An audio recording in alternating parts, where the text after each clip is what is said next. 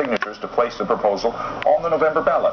Today, Public Defender Jeff Adachi stood in front of City Hall holding up charts criticizing Mayor Ed Lee's deal with the police and fire unions. Adachi says that proposal will actually cost the city $50 million more per year than his own plan. Pension Reform Act. I'm proud to announce that as of today, we have over 60,000 signatures of registered voters here in San Francisco. Registered voters who wanted to make a change, who signed their name on the petition to put pension reform on the ballot in November. We have 6 days to go. And so we need to gather another 5,000 signatures over the next 6 days.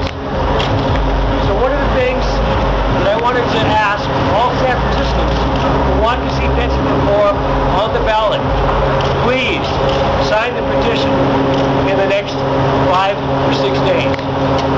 Our deadline is Monday at 5 p.m. at the Department of Elections. That's the day that we have to have the signatures in. We have to submit a total of 47,000 signatures, roughly 10% of the electorate here in San Francisco. And we are setting our goal at 65,000 to ensure that we have sufficient signatures. Now, I'm sure you are all aware by now that there is another pension reform measure that is making its way through the Board of Supervisors. It was just introduced last week and will be heard on the 12th, the day after our petition signatures are due. Why do we have two measures? The reason why we have two measures is because we have to have real reform. If we had real reform coming from City Hall, coming from this building, I wouldn't be standing here right now. What are the differences between the proposals? The easiest way to understand the differences between the two proposals is to look at the savings. The reason why we care about pension reform, the reason why this is an issue that's important to every man, woman, and child in the city is that this has a direct impact on whether you're going to have basic services like education, like parks and recreation, and whether or not we're going to see more fines and fees hiked up over the next couple of years just to pay these pension costs. The pension costs to the city now are $357 million a year. According to the city's controller, this number is going to more than double to $829 million in the next 4 years. The question is, where is this money coming from? The San Francisco Pension Reform Act, quite simply, saves more money than the City Hall proposal. You can see from this chart, the blue line represents those savings from the Reform Act. The red line shows the savings from the City Hall Act. You see that the Pension Reform Act will save $107 million as it moves towards the next 4 years, which is a critical time period where there's going to be a tremendous escalation of pension costs. We see that the savings from the Pension Reform Act go up to $138 million. The savings from the City Hall plan from the contributions from employees goes from $59 million to a high of $84 million. That is a substantial difference. We're talking about $40 to $50 million a year. Over the next 10 years, in contributions alone, there is a $500 million difference between the City Hall plan and the plan that we're putting on the ballot in November. It is critical that people understand the impact of these costs. We have canceled summer school for 2 years in a row. The cost of summer school, $2 million. We are spending over 200 times that on pension costs. We are seeing cuts to AIDS, HIV services, to services for the elderly, for children's services, for child care. These are services that are being experienced across the board. And unless we take action to ensure that we have a fair and balanced cost sharing between employees and the taxpayers, we are going to see the same thing that's happening in other places. We're going to see an escalation of pension costs. We're going to see a loss of jobs. We're going to see a cutting of services. We're going to see more taxes, more hikes, more fees, and more parking tickets, and more expensive parking tickets, just in order to cover these pension costs that are going up at about $100 million a year. Just to give you an idea, the City Hall folks and the mayor are proposing a sales tax increase on the November ballot. That will raise $60 million. That's not even half as much that's needed in order to pay the pension cost increase this year. So everyone's talking about pension reform. Everyone says they're doing pension reform. But what do we hear coming from City Hall last week? We hear that there's been a deal made with the safety workers in the city. And keep in mind that our safety workers in the city, they deserve to be well paid, and they all are well paid. In San Francisco, our public safety workers, our police and firefighters, are 25% more than police and firefighters in other Bay Area communities. But the mayor announced last week that a deal that in exchange for the 4% raise that's going to police and firefighters, they're going to contribute 3% back into the pensions. Well, geez, doesn't that sound great? It does, except for one thing. It's going to cost you more. It's going to cost taxpayers much, much more than even the amount of the raise.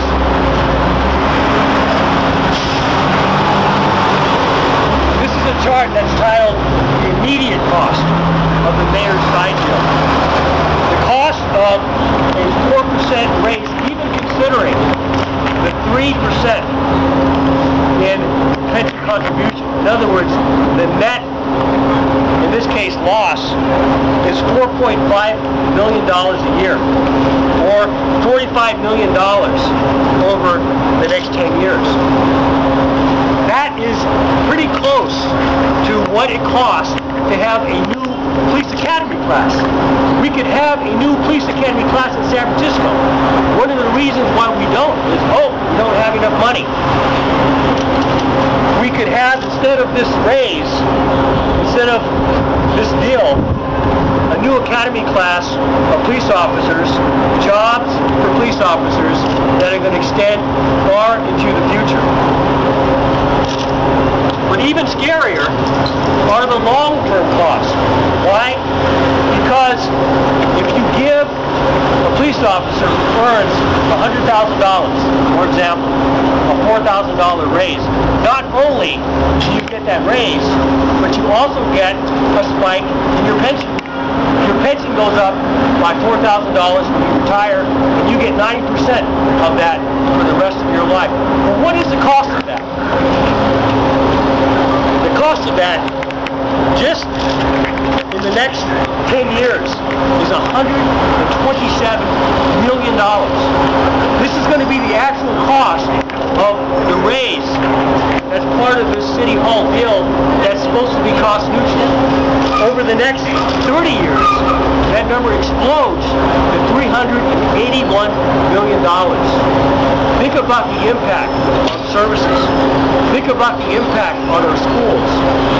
Think about the parking tickets and the fees and fines that are going to have to go into paying that. This is real money. And this undercuts any potential savings from the so-called City Hall reform. Why am I talking about this now? This is something that's been going on for years and years and years, to the extent that they don't think there's anything wrong with this. Everywhere else in the country, everywhere else in the world, they're taking austerity measures to ensure that their fiscal system is sound. Only in San Francisco are we giving police and firefighters not only a 4% raise, but a 4% increase in their pensions. Keep in mind that police and firefighters in San Francisco are the highest paid in the Bay Area, and they receive the highest pensions out of any other city worker. The average pension for a police officer who retires with 30 years of service is $95,000 a year. For firefighters, the average pension after 30 years of service is $108,000 a year. The top 100 police officers earn an average of $220,000 a year. This is not where we need to put our money. We need to look at basic services. We need to make sure that we fix this problem now. The second thing I want to mention and talk about is there a way that we can reach one consensus proposal? I've said from the very, very beginning that if we are able to reach a solution in San Francisco that solves this problem effectively, realizes the savings effectively, so we don't have to come back in a couple of years, I would be I would not be pushing this thing forward. And so I want to make it very clear to the Board of Supervisors and to the Mayor that I am willing, and we are willing, to withdraw this measure if we can reach a solution that's going to solve this problem and not kick the problem down the road. Now, this chart here I'm not going to have time to go through. And what you see here are three different columns. And you see one column for the Reform Act, that's what the contribution that city employees would pay, and it would go up and down based on what the city paid. And even for the highest paid employees, they're not paying more than 50% of their pension costs, which is better than you would expect anywhere in the private sector. You see the City Hall numbers, and you see a compromise. Compromise means that neither party is going to be happy, but it's going to get the job done. Currently, in employee contributions, the mayor's plan saves between $50 and $81 million a year. Our plan saves between $100 million and $140 million a year. Under the compromise proposal, you would have savings between $97 and $123 million a year. Not only does it achieve greater cost savings, but for paying employees, the contribution is less than what it would be under the mayor's plan. And I made this very clear to other city workers that this time around I learned a lesson from Prop B, that we learned that it made more sense to have a fair and progressive way of distributing these pension costs, and that's what this is. You all have copies of this in your packets, and I'll be happy to answer any questions about that. They say that your petitioners are being harassed by the union. Is that true? Your petitioners are saying they're being shadowed and harassed by union thugs. Is that true? Have you ever heard that? Yeah, this has been... You had 77,000 votes a couple years ago. You've only got 60,000 now? You think the union intervention has something to do with that? Yeah, I mean, this has been, unfortunately, a very divisive issue. And certainly I don't want anyone to take this out on the petition gatherers. We have over 100 petition gatherers on the street. I see Shirley here who gathered more than 300 signatures herself. Thank you, Shirley. And this is the kind of effort that I know people feel strongly about. Are your petitioners being harassed? It's a very direct question. Yes, no. We have had reports. I don't know how many. Well, one thing is very important here is that we want pension reform that's fair to both city workers, and that's also fair to taxpayers and to the other 96% of San Franciscans that are not city workers. And so, as we move forward, I'm putting this proposal out there as a concrete way in which we can reach a consensus. So with that, let me go ahead and take any questions that you have. Now,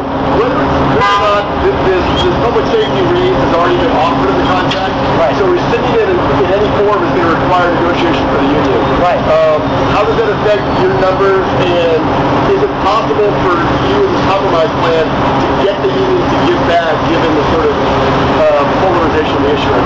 Well, you know, there's nothing I can do about what the mayor and the board of supervisors worked out with the police and fire. They decide to give them, give the green flag, or green light for a raise to police. There's nothing I can do about that. What I can say is this: it doesn't make sense that they're using this raise to pay contributions. The whole point of pension reform was to require all city employees, including police and fire, to contribute towards the pension. Now, when you turn around and simply say, well, you know that raise that you had coming, we're going to take that, we're going to give it to you, and use it to pay pension costs, doesn't make sense. You know, I'm obviously not the mayor, but what he should have done is what he did right in the beginning. He told the police that they would either forfeit their raise or that they would see cuts in their budget. That's one way to do it. The other way is to do what's happening everywhere else, is that open up these contracts and renegotiate. Why? Because we are facing a huge economic crisis. Why should we be talking about a 4% raise for anyone when we're closing summer schools, when we're closing basic services for people? This doesn't make sense. Have you any indications from the measurements that the things emerge